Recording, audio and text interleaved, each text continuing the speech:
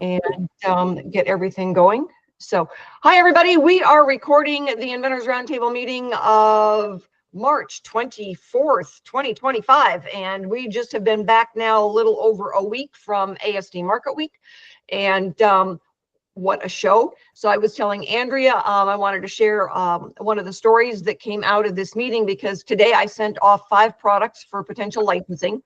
And interesting roundabout in all of that, the gentleman that came down, he had a booth upstairs, came down, was telling me about his product, was very upset that he was not in our booth. And it's like, you know, we can fix that for next year, but I can't do much about it this year. Then find out that he works for the NFL. And one of the products in the booth was one that, you know, the inventor wanted to license to the NFL. So then I called Lynn at 6 o'clock in the morning and got him back down there. And he came down and spent a bunch of time in our booth. Oops, hang on, everybody. Russell?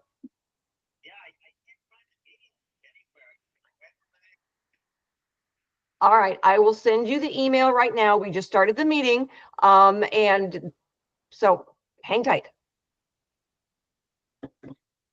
I try to post it everywhere, but you never know. Hang on, everybody.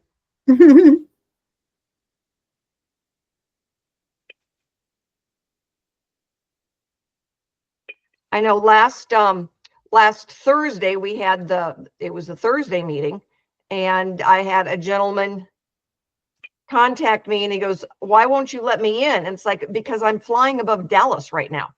And I felt bad that he was kind of waiting to get in, but I was still on an airplane flying over Dallas. And wow. So anyway, this guy came back down. He spent a lot of time in the booth, looked at everything.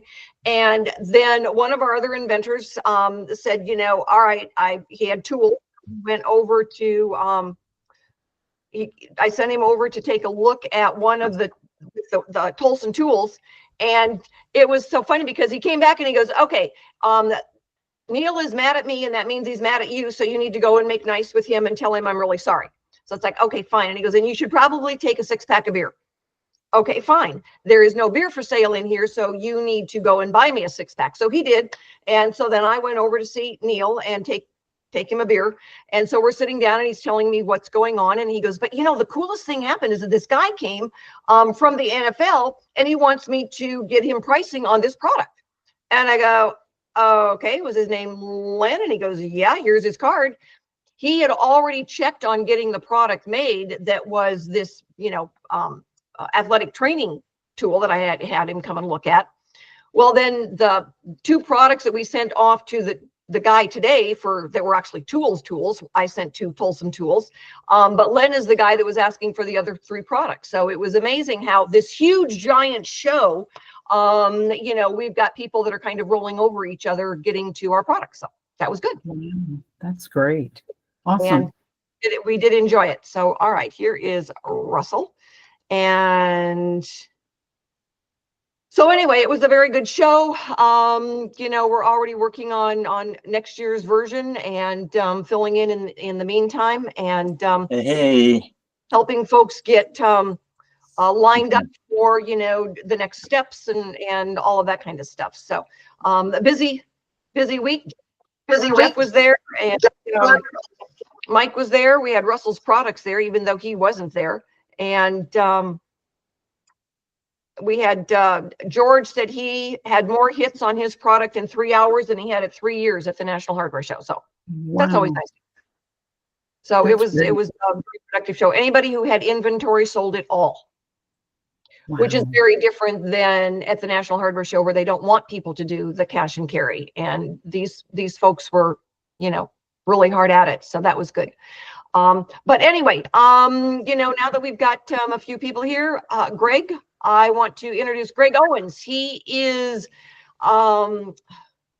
he was inventor, producer, owner of Sherrill Manufacturing with Liberty Tabletop Products, the only flatware that was made in the USA. So he knows all about manufacturing in the USA. And now he does that 3rd hour of Home Talk USA. So he's on right after I am every Monday. And he has just gotten back from South America and gallivanting all over, going to different international trade shows and everything. So what you have learned, Greg. We are excited to have you share with us. So please introduce yourself. Tell a little bit about how you got involved with, Made in the USA. And, I met him through ASD last year. So when we think, ASD, is bigger than just products, absolutely, because right before the show, Michael King had told me, he goes, I really want to do that third hour on Made in the USA. So I met somebody who was a good friend of Greg's and has the platform Made in the USA, Made in America or Made in the USA. I can't ever remember. MadeInUSA.com. Don was on the show. Okay. So they only have products that are made in the USA on their platform. So they're kind of Amazon's competition. And he goes, let me introduce you to Greg because he's going to be a better radio voice than I am. And that was, a match made in heaven. So Greg, we were very pleased to meet you last year and pleased to have you as our guest speaker tonight. So you're on, bud. Take it away. All right. Welcome, everybody. My name is Greg Owens. I'm the CEO of Sherrill Manufacturing. Our brand is Liberty Tabletop, as Rita said. I'm the co-founder, actually. My cohort in crime here, Matt Roberts, he does the manufacturing side of the business, and I've been focused on the sales and marketing end. And I do this Made in America Hour, following Rita, where we focus on topics involved in Made in America. In this first year, there's been so much going on in the trade space, which we'll talk about, tariffs and all that. We've done a lot of policy, not politics, trying to talk about what's going on and make sense of it all. And tomorrow, our company, Sherrill Manufacturing, celebrates its 20th anniversary. When we started this adventure back in 2005, and I'll talk about Oneida Limited, who maybe a lot of you have heard of Oneida Flatware before. Everybody thought we were nuts because if this $500 million company couldn't make a go of it, how are these two yahoos going to buy a manufacturing facility, 1 million square feet, and make it work? But backing up to Oneida's decision to shut the factory down, which really led us into business, they were in an extremely competitive environment. And the offices that we sit in were built when Abraham Lincoln was president. That's how old this business is. Flatware has a great tradition. It built the city of Sherrill, which is the city that we're in, which is the name of the company, Sherrill Manufacturing. But all the competitors had a decade or so before that moved their production all to Asia, mainly China, Vietnam, and Indonesia. And the basic issue was steel subsidies. China steel manufacturers are heavily subsidized by the government, and they provided their folks with steel at about half the going rate in the world, which gave them a huge leg up, particularly on the lower end products that are mainly steel as a component of the cost. And that led to that led to them coming to the conclusion that they could actually buy a box of flatware already produced, FOB Long Beach, California, cheaper than they could buy the steel in the United States to make it with. And that was sort of a game changer for them. So they tried to sell the factory. Nobody wanted it except for Matt and I. We stepped up and kept it going. And 20 years later, we're still in business and going strong. So how did we do that? Well, in keeping with the topic of inventing, we literally had to reinvent the approach towards selling into a very competitive marketplace. And we did that by going to the B2C business model, direct to consumer. This is back when Jeff Bezos was still selling books on Amazon. So it was sort of the beginning of e-commerce as we know it today.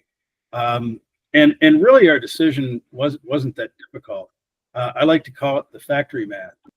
And this is something important for all of you that are thinking about channels of distribution, whether you're going to sell direct like we do, or whether you're going to go through retail. I call it mainstream retail. What we found was our product category that we sold was similar to Oneida. The biggest benchmarkers were Macy's and maybe a Bed Bath and Beyond, Williams Sonoma, sort of in that range, not the Walmart, Costco, Target type stuff. So those type department stores, if you go in there and you buy something for $100, they have about an 80% markup. So they're paying $20 for what you're paying $100 for, be it a sweater, a box of flatware, whatever it is. That's their business model. If you're buying something that's branded, that brand is buying it from a factory, let's say in China, and they have about a 50% markup. So that factory in China is selling it for $10. Okay, our cost was way more than $10, particularly with a scaled down manufacturing operation. It was way more than $20. We couldn't sell competitively to any of the brands, but if we could get $100 for it, we could make a go of it. So that was the direction that we went in. Big disadvantage to that is, the markets and everything are established at Target and Walmart and Williams Sonoma and all the big boys. So if you were able to get a contract with those folks, you had instant volume. We had to bootstrap this thing from the ground up. I think our first year of business, we sold about $250,000 worth of flatware. We've built it up to about $7 million today. So the B2C model was the model that we settled on.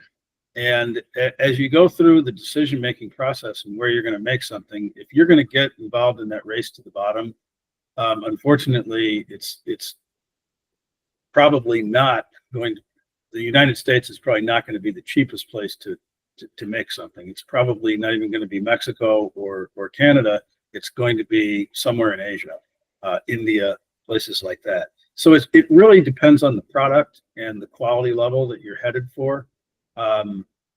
We could never compete on the real cheap stuff, but we've carved out this higher value added niche. We have a lot of automated equipment, and that's allowed us to make a go of it. I'm going to toggle down on my notes here. What we are selling is not just high-end flatware. We're actually selling patriotic purchasing. And what I mean by that is our brand is, we're the only flatware manufacturers left in the United States. And that really grabs people's attention. And there are a lot, the Made in America brand it almost died. Back when we bought the company, it was not in vogue. Everybody was basically looking at us going, guys, that ship has sailed. Give it up. It's way cheaper to make it someplace else. Then the Lehman crisis happened. A lot of people lost their jobs. We had the Great Recession.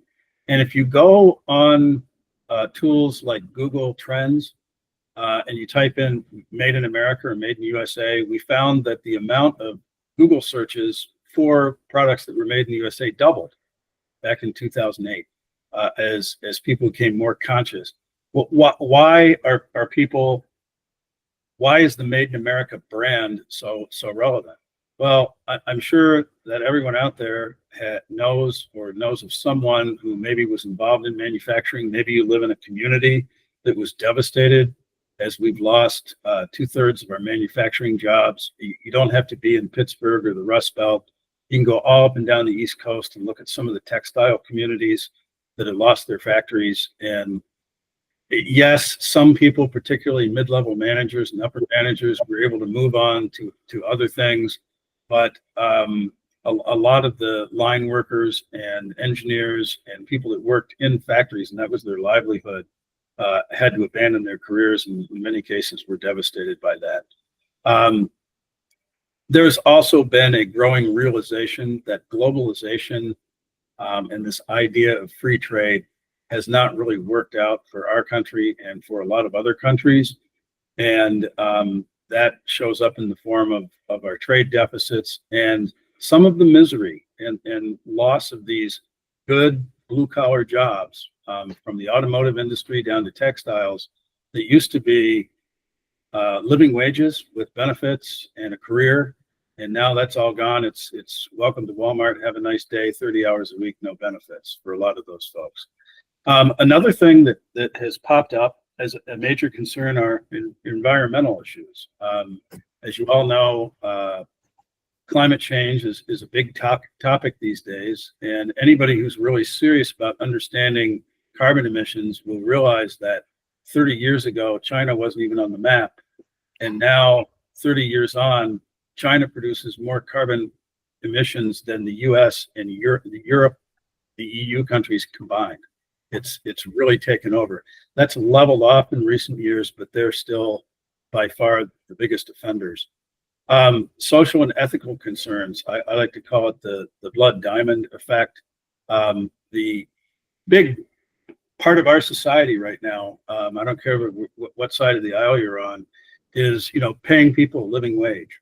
I was listening to a podcast with Bob Lighthizer, who was our former trade representative, who I've met a couple times, and he would say that the globalists would come in there and they'd say, "Oh my goodness, if we bring jobs back, that we're going to have a shortage of workers, and workers their wages are going to go through the roof." And he's like, "Is that really a problem? Isn't that what we want to happen? Is we want our middle class and our working class people to make a decent living?" So he sort of turned that back on him. But you hear about the Uyghurs in China. You hear about some of the slave labor, prison labor issues. We of course don't have that here in the United States, and there are people who are very concerned about that and turn to American-made products and other products made in the EU and other countries where those things don't exist. And then one of the things, when we started Liberty Tabletop, I did the whole thing. I mean, I was answering the phone, answering emails, packing stuff up, shipping it. I was a one-man show at that point. And in answering the phones, the number one question that I got is, where is the metal made? They wanted to make sure that the metal came from the United States because, and this has just never occurred to me, it's something you're putting in your mouth dozens of times a day. And where did this metal come from? And what's in there that's supposed to be, and what's in there that's maybe not supposed to be? So, of course, here in the United States, in Europe, in Canada, with strict regulations, each lot of steel is tested to make sure that everything that's supposed to be in there is in there in the right quantities, and things like lead and other contaminants are not in there. And that's not necessarily the case in the rest of the world. So those are some of the reasons in our particular products that people really are focused on made in America. Brings me to the next thing. I don't want to spend the whole time on policy and trade, but you're all probably watching the news, and like just about everyone, even people like me who are right in the middle of it, trying to wonder what the heck is going on with all these tariffs. Well, to understand it, there's really three different types of tariffs or reasons for tariffs that are being put on. The first one is tariffs designed to generate revenue, a revenue that's going to allow the middle class tax cuts to remain in effect and be paid for. A lot of people don't realize this, but the entire United States federal government up until World War II was funded strictly by tariffs and a couple of excise taxes, like taxes on beer and liquor. The income taxes didn't come in play until right about the time of World War II. The second reason to put in tariffs is protection tariffs. When you find that there are unfair subsidies, like in the case of steel and aluminum, which you've read a lot about if you turned on the news or picked up a newspaper, these are simply governments coming up with industrial policies to give their manufacturers an unfair advantage in the world. And you needn't look any further than to look at the countries that run huge surpluses in exports versus their imports to figure out who those are. And we'll get to that here in a second. And the third one are punitive tariffs. The most recent one today, the tariffs that are going to come out on April 2nd, the Trump administration is talking about anybody who imports oil from Venezuela is going to get a special tariff put on them. Of course, we've all heard about the fentanyl issue and the punitive tariffs being put on Mexico and Canada. Until that is dealt with, I don't really understand the Canada thing, to be honest with you, but they are one of the countries that runs a very significant trade surplus with the United States. So what is the end game on all this, which is really important to inventors as you decide where you're going to manufacture your product or where whoever you license your product is going to be able to is going to manufacture it. Now let me preface this. I've been going down to DC for about 8 years now, several times per year. Been involved in a trade group looking into all these matters. They're very tied in to the Trump administration, 1 and 2. They're very tied into the Biden administration, and of course, Capitol Hill. Democrats, Republicans, doesn't matter. It's about policy, not politics. And what this is really all about is balancing trade. We have been running huge trade deficits for decades now. It's not sustainable, and it has to be fixed. And Treasury Secretary Bissett came out over the weekend with his list of the dirty 15. And those are the 15 countries that run the biggest trade surpluses with the United States. And of course, you might guess China's on the top of that list, but Mexico, Canada, Vietnam, Indonesia, a lot of the other countries are on there as well. And I think what they're going to do is to try and set tariffs at such a level that we start to balance trade out. Because if we don't do that, our country will eventually go bankrupt. We are bleeding money outside of our country because we're buying more than we're selling. So it's just like at home, if you spend more than you are making, you can go into debt to a certain extent. You might be able to sell off your boat and your car and some of your assets, but eventually you run out of money and it becomes a very serious problem. So the concept that they're working on right now is reciprocal trade, and it's a work in progress. I spoke today and last Friday with some people who have been in meetings in the White House, and this is very much a work in progress. They haven't decided exactly how it's going to take shape, but it is going to eventually evolve into something that works towards balancing trade. And it may not all happen. It certainly will not all happen on April 2nd. They need to stop the bleeding because this has been the largest transfer of wealth in human history, and it must come to an end. I can tell you that, again, not a partisan issue. This might be the only thing down in Washington that both Democrats and Republicans can agree on, that something needs to give here. So what will the outcome of all this likely look like? I think you're going to see a renaissance in American manufacturing. It's going to be a situation where a lot of small manufacturing companies are born and start manufacturing items that have not been produced in the United States for quite a while. I think you're going to see a lot of large manufacturing, things like computer chips and solar panels and things like that take off.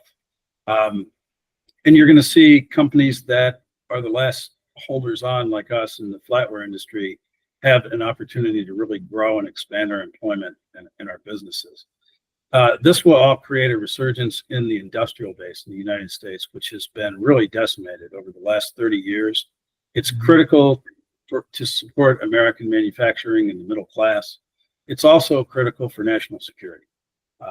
There are simply a lot of things that we need for our military and our national defense that we can no longer manufacture in the United States. Everything from ball bearings to certain grades of steel, and that needs to be corrected. What the other thing that will happen is the wealth that's created in the United States, and I believe the end goal is within the USMCA countries, Mexico and Canada, will stay in this region and not simply bleed off and be depleted overseas. This will support our communities. I can tell you that in our little community of 2,000 people in the city of Sherrill, when Oneida shut down a manufacturing facility with 2,800 employees, that facility was valued at millions and millions of dollars. When we took it over, it was an arm's length transaction. We didn't pay nearly that amount for it, so our property taxes went down, and the city of Sherrill panicked because this is money that they depended on to maintain the roads, to pay for the schools, to do all the things that they needed to do in their community. And from one day to the next, it went away. And the other thing that this will do much to Bob Lighthizer point, is there will be wage inflation as a result of this. There will be a lot of jobs open up in manufacturing, and that means that the middle class can be reborn. Part of that is these jobs are going to have to come with benefits. So there'll be jobs that people can live on and be proud of and go to work and have a career. So why is this all important to inventors? I guess my main point here would be that Made in USA is a brand, and it almost died, like I said, back in the early 2000s. It has come roaring back. 80% of Americans would, if given a choice, would rather buy an American-made product, and they're willing to pay a slight premium for that. When you go into I don't care whether you're going into a retail store or whether you're selling online, putting that flag and honestly saying that it's made in America is a huge selling point that will get you orders. There's a lot of uncertainty about what's going to happen. Even the guys making the decisions right now aren't quite sure how it's going to work out. And these trade wars, disputes, the way that this whole thing settle out, it depends just as much on our trading partner as it does on us and how they react. Nobody really knows what that means. So if you're trying to decide where you're going to manufacture a product right now, there is a lot of uncertainty with doing that offshore, particularly in Asia. Another thing that you might want to take into consideration is IP theft. Nike has fallen victim to this, and one of my favorite examples is Zippo lighters down in Pennsylvania. About 10 years ago, ran into a situation where their sales in Europe started falling off. Well, they were making some lighters in Asia, some of their cheaper stuff, and they started investigating. What they found was that the factory over there was making lighters for them on the first ship, selling it to them, and then they were making the exact same lighters and going to Europe and offering them at a discount to their distributors, and that's where their business was going. That happens internationally. It also happens here in the United States. One of the things that Bob Lighthizer brought up again in his conversation, and I've been touting this for years, is that Oneida, for example, went over and taught the factories in Vietnam, China, Indonesia, how to make their flatware and how to do it more efficiently and more effectively. And after 10 years or so, they dominated the manufacturing process. And then they sat back and said, why do we need Oneida? Why don't we just create our own brand and undercut them in the marketplace? Legacy brands like that are becoming less significant. Sales are shifting to places like Amazon, who is the main offender on this. I mean, you have your product sitting there on Amazon, and then right next to it, they're going to put Amazon Basics or some Asia Direct brand that you've never heard of, but it's 30-40% cheaper. And where do you think the consumers are going to gravitate? They're going to start eating into your sales. Another thing to take into consideration would be loss of control of a lot of aspects of your brand, lead times, and having your money tied up. One of the things that Oneida struggled with was their lead times went from 6 days to 6 months. So they're trying to forecast their sales 6 months out, and they were not prepared to do that, and it created a lot of inventory problems. From an inventor standpoint, you're probably not going to have 5,000 different products like they did, but you can imagine the nightmare that was for them. I would think from an inventor standpoint, you don't know how your business is going to grow 6 months from now. If you over order or under order, you might end up tying up a lot of cash. Quality and quality control. When you have a domestic manufacturer or somebody who's accessible, like Mexico, for example, you can actually visit those facilities, and if there is a problem, you know about it sooner rather than later. Not so much the case when you're dealing with manufacturing halfway around the world. Communication in time zones. You might think that's not such a big deal, but when it takes 2 days to get an answer that should take 1 day, sometimes that when you're trying to deal with a customer can really turn people off. And then the reaction time. Let's say that shipment does get here and something is wrong with it from a quality standpoint. How long is it going to take to get that replaced? Transit time disruptions, that actually played to our advantage during the pandemic. You remember all those ships that were lined up, 170 ships off the coast of Long Beach that couldn't get unloaded. We had product that, we bring in a coil of steel from Pittsburgh and ship it to your table. We didn't have to worry about ships being waiting months to get offloaded off the coast of California. And then, there's just the general political climate. We're not sure where this is all headed, particularly with respect to China. They are the manufacturing hub of the world right now. And it's not only, maybe you're not producing in China, but if you're producing in another country, let's say, for example, Mexico, and something does happen in China, everybody's going to leave China and they're going to go to Mexico. And then you're going to be caught up in a situation where your vendor may make decisions that you don't necessarily agree with. So how do you sort all this out? I've had a lot of interesting guests on the show, and one of the guests that I had on recently is a fellow by the name of Harry Mosier from the Reshoring Initiative.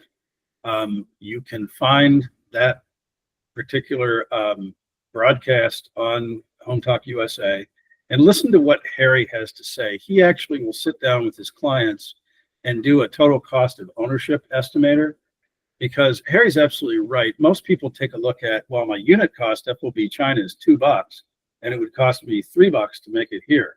So I'm going to save $1. Not necessarily the case by the time you take into consideration all these other factors. He can present you with case studies that show different examples of experiences that people have been through. Harry is not, I'm a little biased. I'm the Made in America guy, right? But Harry's very realistic about this stuff, and he's sort of a math nerd. So he will help walk you through and make sure that you're taking everything into consideration when making that onshoring or offshoring decision. And he also offers personalized help.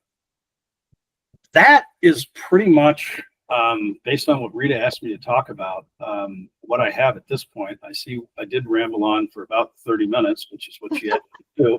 And I guess at this point, I'd like to open up the floor to any questions that people have. Yeah, if you guys have got any questions, throw them out there. Andrea, go ahead. So I have a question.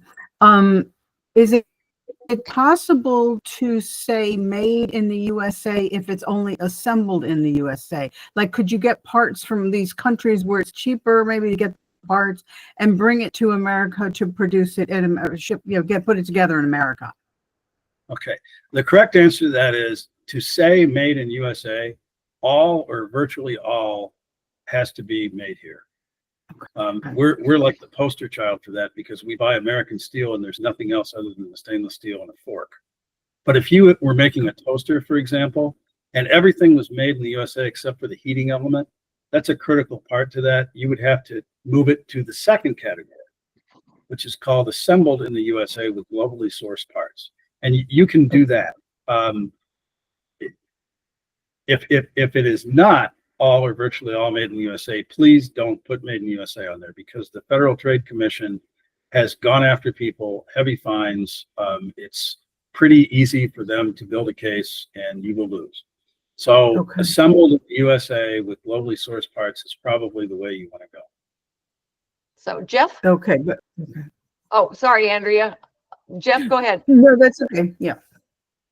Yeah, I was just going to say, I mean, Rita and I talk about this a lot. I'm sure everybody else on the call knows about this, but typically you're to get something on the floor at a big box store. In my case, I have a tool. You're looking at 5x the manufacturing cost. So you have to keep the manufacturing cost, a fifth of what it takes to get it on the floor at Home Depot. So have you circumvented that by basically selling direct e-commerce? Is that the way you did that, or? Yeah, we call it the factory to table model. Yeah, you said that earlier. Yeah, I wondered. So then how do you, well, I guess you manufacture the stuff all yourself, so that makes a difference. But for someone like me, I don't have any manufacturing facility, or, are there manufacturers in the States that will actually do custom stuff? Yes, and it depends on what your product is. Okay. There is no manufacturer of toasters in the United States. There's one company that does some industrial toasters, but they're like $2,000 a piece. I'm talking about the stuff you have in your house. We do in our factory about 10-15% of our business is we call it OEM or private label. Cutco Corporation, you may have heard of Cutco. Yeah, I know Cutco knives. Yeah. We make their forks and spoons and serving pieces for them. Heath Ceramics. So, depending on if you were able to go out and locate someone who is making something similar, having grown up in manufacturing, you can't go into somebody who's making tires in a factory and ask them to make light bulbs. They just Right. don't. Sure. Equipment or the experience is pretty obvious. But if you could find somebody who's doing something similar, and they're looking to expand their business, which most manufacturers are, you might find somebody that's willing to make something for you as a private label. Yeah. Okay. And we're starting to see things shift as, the appliances, refrigerators, washing machines, those bigger things, as the price of shipping has gone up, there's going to be a balance point. And I think, what I had heard is that 2025 is going to see that pendulum, come back to middle and then start swinging in our favor with things. Certainly there's some things that have already done that as far as quality. We had one gentleman, and he's been, I think you know him, Jeff, Ian Osborne. He had been manufacturing all of his miniature LED lighting systems. Right. Yeah. And the quality was so bad that by the time he got done testing all of them and realized there was more than 10% failure rate, even though his price per unit was higher in the US, there wasn't the failure rate. So he was making more money by paying more to have them manufactured here than he would over there, and then throwing a big number of them out. So every different industry is going to have that pendulum swing where it makes more sense. And like Greg said, if you can find somebody that's doing something here and they're willing to white label yours, once you license it, the licensee will decide where they're going to make it. But we're seeing things starting to shift, and that's a good thing in our favor. Well, and another thing that's going to happen as a result of all this trade shenanigans, you might remember back in the 1980s when Japan Inc., I'll never forget the Time magazine headline, they were going to take over the world, right? And it was the Honda Accord, and it was all the cars, and everything seemed to be coming out of Japan. Well, there was a thing called the Plaza Accords where the Reagan administration sat down with them and said, look, guys, we don't mind if you own the company, just come here, build a factory, and make it here in the United States. So they started making Honda Accords. I believe it was in Ohio. So I don't think any inventors out there are going to go to Honda and have them make a product that you're making. But imagine all the little machine shops and the little manufacturing businesses that sprung up around that factory who were looking to expand their businesses. That's the kind of renaissance that you're probably going to see here in the United States as these large companies begin to make solar panels and chips. It's going to have a trickle-down effect on manufacturing, and 85% of the jobs in manufacturing are small businesses with 10 people or less. So that's the real renaissance that could help out the inventors, is just that resurgence of mom and pop manufacturing that might be able to help you out. Yeah. Okay. And Thank all you. do is pay attention and see where the different things are, what's happening and where. So, all right, go ahead, Mr. Crow. What is your first name? Is that even you? I'm Greg, actually. I'm another Greg. I put Greg, hi. Crow in there just because, every time I go on public things that are recorded, I get unnecessarily paranoid because I haven't started my business yet. It's still just All the right, IP so part. you in the Lakers. I am. I'm a huge Lakers fan, and thank goodness Yeah, they. you're probably going to get a bad answer from me because I'm a diehard Celtics fan. So Hey, I is a love problem. Celtics fans. You understand? People hate you if you're actually good. If you're insignificant, no one cares. There you go. Yeah. Um, but I will say that I don't have a lot of information or understanding of what the actual price point advantages in Asia are yet, and all around the world for outsourcing manufacturing. But the 25% tariff on some things in some places that President Trump is talking about, is that enough to offset the price? And I mean to be from a competitive standpoint of selling your product B2C. Does it bring your price close enough? Because the goal of a tariff is to convince people buy here, don't pay the tariff, because either way you're going to pay more. Is it enough? What would it take for American prices to be near par? You know, I think that depends a lot on the product. You know, let's say, let's go to like a ridiculous example. If you're making bowling balls, you could make those. They're very heavy. They're very small. You could pack them in a container. The cost to get them here is relatively small. If you were making 55-gallon drums, you'd be shipping air. So 80% of the cost would be, so there's that transportation cost thing. In the flatware industry, unfortunately, it's only about 8% of the value to get things over here. But that could vary wildly by industry. And that cost of shipping is included in the tariff as well. It's the landed cost. So, excuse me. And then how big is the difference? Like in our case, 25% is not going to level the playing field. It'll make it closer though. And anybody who's ever run a manufacturing facility knows that volume is huge. So if I could double the size of my business and 30% of my business is fixed costs, my cost goes down by 15%. So giving a boost to volume and having your costs come down as you expand, between those two things, we think we've got a pretty good shot at a great future. Other products, 25% may put them completely over the top. Some products, it won't, like textiles, for example, might not make add up to a hill of beans because it's all labor, and the labor that they're using in some of these countries like Bangladesh is so cheap, you're never going to be able to come close to that, and you can't automate it. Let me throw into that something. All right. When we bought our house, we had to change a lot of the light fixtures. I went on to Amazon. I got these really cute light fixtures. They were just gorgeous, and put them up. One promptly fell into the sink, cracked the sink, could not be fixed, had these stupid stinking light bulbs that, you got to buy specialty. I took it down. I threw it in the trash. I went into Home Depot and I said, if it doesn't say made in America, I'm not going to buy it, because if it breaks, I'm bringing it back to you, John, and I'm going to hand it to you and say, replace it.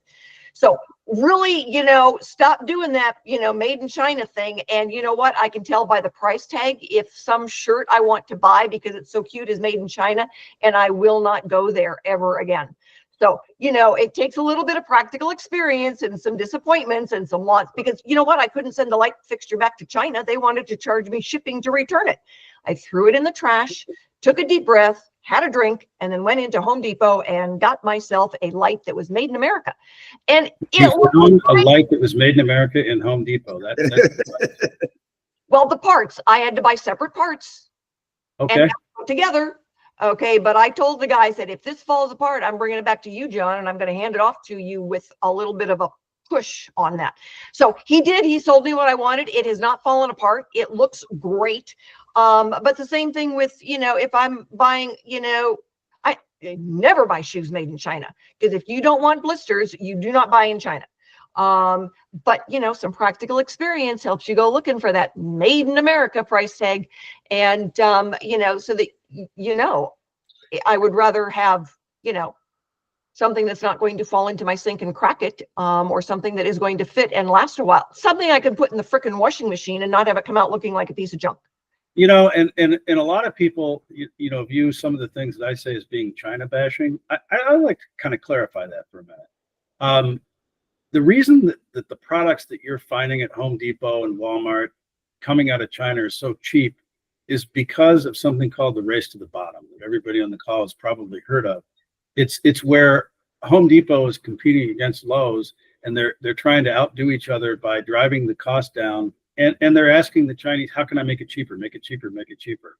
And, volume carried them for a while, but now it's, what do we cut out of it?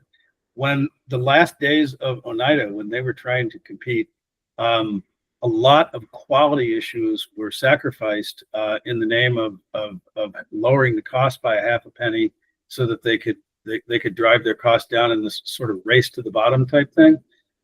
There are products coming out of China. They're perfectly capable of making wonderful things. It's the stores, it's the brands that are involved in this race to the bottom. You got to have the cheapest that are really behind this. When Matt and I started our business, we knew that if somebody was going to pay a premium for an American-made product, and if they were going to see that American-made label on there, they expected quality. They didn't want blisters, right? So we actually did a 180, and we started taking some of those process steps that had been eliminated to try and cut costs and put them back in there so that when people got their product, it did actually function and last like they expected it to. And I think that's another part of Made in America that you can really take control of.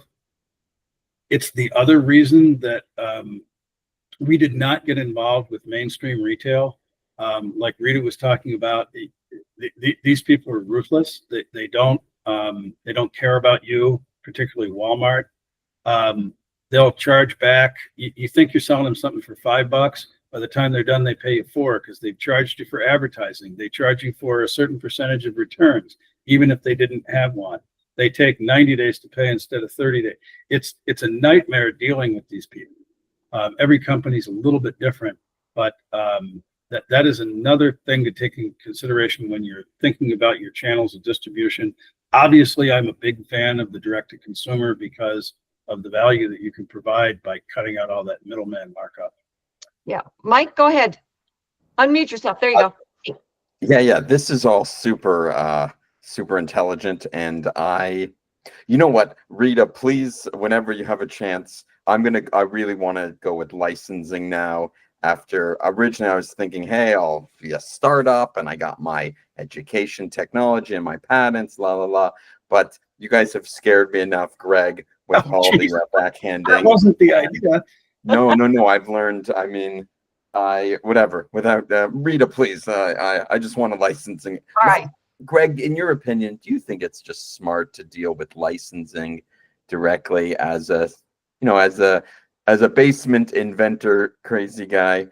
That's probably the best bet because there's such a rabbit hole, rabbit hole to fall down. Yeah. I think it depends on your level of experience, but if you've never made anything or manufactured anything, that's probably a pretty big thing to bite off. I would just encourage, as you license things, maybe you could find a domestic producer to license it to. There are a lot of them out there, and that may be a great approach to take. The further away you get from our shores, I think the more control you lose for a lot of the reasons that we talked about, and you just may find that your IP is being violated and you're just cut out of the picture with no royalties. So, amen. Yeah. all right, Greg. First, is it possible we could get a list of some of those maybe recommended domestic producers? Would that be possible? We can do some of that, but it would make more sense if we knew where you were, I'm in California, Southern California, and I manufacture hardware. Basically fasteners. Industry, not state. Yeah. So you'd be dealing with like a machine shop or a job shop type place? Yeah, machine shops and molders, because there's both there's varying different qualities and designs. All right. Well, I just happen to have a friend who's from California, who's a rep for a lot of businesses that might fit that bailiwick, Michelle Nash Hoff, and she would love to talk to you. And if there's somebody that could make your products, she would probably know. I'd Great. love to keep things in California, so that'd be great. Yeah, Yep. great. Would you send me her information, please? We've got other tool guys out there that a lot of times we'll go to Tolson Tools as well. We met them at ASD, and they've got a couple of, actually 3 of our products right now. So, and one more that's landing on their desk. And Yeah, I spoke to like Kilties and people like that, and their capital companies and things. But you know, it always comes back to having a personal connection, and smaller sometimes is just better, especially at the beginning. Grow together is my thing, because then you have a relationship. But the question I was going to ask is, I have IP stuff going with my product in Europe and the United States, especially would be big markets. And with the tariffs that are happening, you know, I want to keep as much production in the United States as possible, but does it make sense then to find maybe a distributor producer in Europe that's separate because of the tariffs? It may. Economies of scale matters. I understand that. Yeah.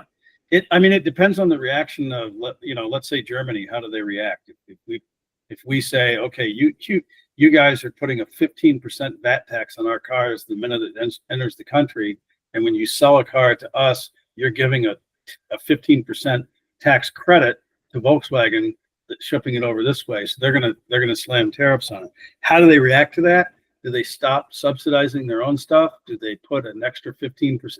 We really don't know. So I think it's a little premature to make that call at this point. And sometimes it depends on the wholesale pricing and what makes the most sense. Sometimes, you know, you got a cool product, 25 cents isn't going to make much difference. $25 might. So it really depends. Well, this is really extraordinary times. It's very uncertain. Like, yes, it very, is. very uncertain. Yep. Yeah. Russell. You're muted.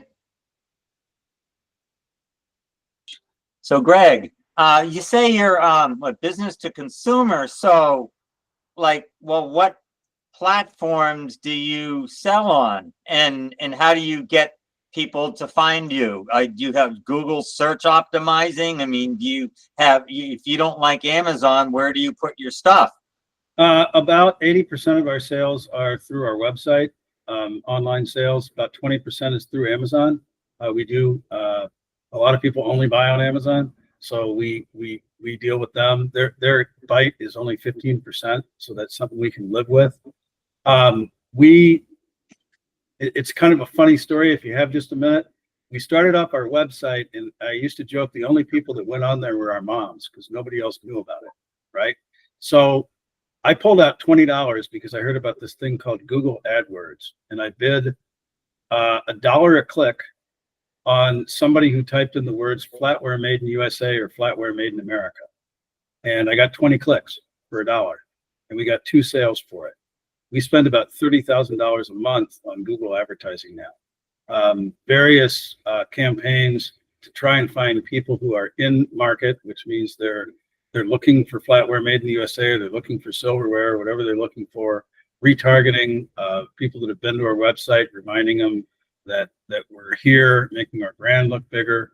We actually do some national TV advertising. It's been very effective. That getting the word out and creating brand awareness for a brand that 10 years ago didn't exist is huge for us. And it really depends on the product. If you're selling candy bars, you have to be out there every day. People buy flatware once every 7 years. So the timing of when we're in front of them lends itself towards that in-market Google pay-per-click advertising. And then to your point, SEO, the organic listing, we rank #1 for flatware made in USA. We're probably on page 2 for flatware because there's so many people with so much more site authority that we'll never get there from here. But somebody's looking for flatware in the United States, we're hard to miss. And then I'd also prefer to license, although when I contact companies, they said, well, you know, we need you to impress our salesmen. And like, now you have to sell a whole bunch before we'll even want to touch you. And like I prefer not to. And, you know, I've just made some blind spot mirrors in China, and, you know, and their price has gone up, because of the tariffs. And so I'm trying to like sell them, somehow put them on Google, or maybe have my website. And I just not sure. And then, like, is there a product liability thing too? I'm a small player. I mean, I don't know what I'd do if someone tried to say, I got in an accident, and, here's my mirror was on your car, and, there's all these things that just say, why am I even doing this? And then how can I get another company to license it without doing all that? And persuade them that they could do a better job than I ever could selling it. And it's kind of where I am. Well, yeah, liability insurance is something that is pretty critical. We have it. The joke in our company is somebody sued us because they cut themselves with a knife, which means it works. We've been in business for 20 years. We've had a couple instances where people have come back at us, but we've always been able to deal with it. But it could happen, and that's probably one of the advantages of licensing. Correct me if I'm wrong, Rita, but depending on how that contract is written, I think you're still going to want to have some form of liability insurance based on the design, but it would be the licensee who would probably have to bear the brunt of the insurance to cover those type of incidents. Yeah, the licensee pays for the product liability insurance because they're making it, and not you, but you'd still have basically an umbrella policy. If you had a new product, Russell, that went on a ladder, you would be in a lot of pain because you would have to have a $50 million policy to cover you in order to have a store like Ace sell your product. And we know that because we had a gentleman who had to do that. And but you've got a product that's, a new pet collar. All right. Not so much to worry about. New baby product. Oh, yep. You're going to be right out there with the ladder stuff. So different industries are going to have different thresholds. Different numbers of sales will also have a different threshold. So where you've got, you're not selling 2,000 units a month. All right. You would be really happy if you sold 200 a month. You would have a very different threshold than, a company that was selling 2,000 a month. So you're talking about the insurance premium? What's that? Are you talking about the insurance premium? What do you mean by threshold? A different, the number of sales, the amount of sales is going to have a different threshold than, based on numbers on your premium. So there might be a base minimum, but if you are, as your numbers go up, so does your premium then. So if you want to talk to somebody specifically about that and how it impacts you, I can send you the name of a guy. I got a guy. Well, I'm in the industry of making blind spot mirrors. So what kind of, how is that industry, I mean, I don't know. All right. You gotta talk to a professional, not my sandbox. Right. All right. Jeff, you got a question. Yeah, I was going to ask Greg. So how did you get jump started? I mean, obviously, I worry about things like, hey, I've got to buy 5,000 units of my product once I figure out how to get it cost optimized for manufacturing, and storing it, and all those things that come along with being able to deliver when you get an order, that kind of thing. Do you have any thoughts on how that all occurred for you guys? Or well, we sort of bootstrapped it and then had to bootstrap it again. When Matt and I bought the factory, we received a grant from the state of New York for providing in excess of 100 jobs and keeping the thing open. We got a contract with Oneida to supply them with packaging services and a couple of other things that we did. We made some product for them. That lasted for about 2.5 years. It came to an abrupt halt when they filed bankruptcy, and we followed because our only customer, we had a non-compete, stopped buying from us. So we lost our revenue. That's when we did Cheryl Manufacturing 2.0 and invented the Liberty brand and strapped out on our own. I mean, Matt was down in the factory scrapping some of the excess equipment we had, getting scrap metal prices for it so we could make payroll. I mean, we lived through that sort of times and bootstrapped this business back to where, now we're in a much more stable growth mode. Right. it's always funny when people look at you as a business owner and they think, oh, there's this nice business owner. He's driving around in a nice car. It must be easy. It must be nice. There are days when Sure. question how you ever got involved in this. Yeah. But answer your question, Jeff, there's a company in California that is called Packwell Manufacturing. And Yeah. if you have your product shipped to them, then they will warehouse for free and they will do your shipping for you. Yeah, I remember she was on the call a few months ago, I think. And Yeah. so it doesn't matter if you are, if you got an Amazon order or from your website or whatever, they will do then your shipping. Okay. I might have misunderstood the question. Yeah, there's any number of logistics companies. We choose to do our fulfillment ourselves. We also ship product into the Amazon fulfillment system, which can be used for sales off the Amazon platform. Believe it or not, they're turning into a logistics company. So there's all sorts of options to do that. Okay. Yeah, I like Packwell because they really focus on the inventor, and they will do then the smaller, inventories, and then they will warehouse for free if you have them doing your shipping. Yeah. So, and her grandfather invented the blister pack, so that's kind of cool. So, anybody else have any questions for Greg or for me before we, we're running just over our hour, so we like to try to keep it, to the point. And, you always know how to get a hold of me. And if you've got a question for Greg, I can forward you his information. Sure. And if you're looking for a particular type of manufacturing, for a particular industry, we can collaborate with Greg and some of his resources. Some of the ones that I've got, for guys that are manufacturing in the U.S. textiles and all that kind of stuff. So we've got a pretty good resource database now for, our inventors and for what you need. Thank you guys Sorry, for being one here. more. I appreciate it. Oh, Yeah. I had a small question. This is actually really great.